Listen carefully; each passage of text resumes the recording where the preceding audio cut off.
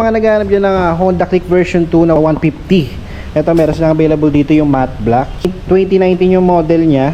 Okay, so sa presyo naman nito, sa mga magtatanong dyan, 65,000 mga boss. Okay, sa appearance naman niya mga boss, pagdating sa fairing siya, okay na okay siya. Seats niya, okay pa. Tapos may abang na siya ng ano, no, pang top box.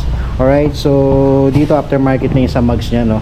Tapos sa gulong niya, okay pa naman. Okay, so sa mga naghahanap dyan ng Honda Click 150 na version 2, eto, 65,000 mga boss. Dito mga boss, yung Mio Patio ulit, meron silang available dito. 2023 model.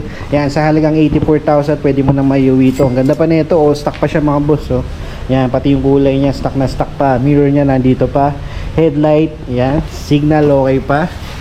Yan, front fender, gulong niya, maganda pa mga boss. No? Sa odo netong Fashion mga boss, tingnan natin. Yan, 9,416 pa lang yung odo niya. Okay, so yan, sa mga nagbabalak dyan,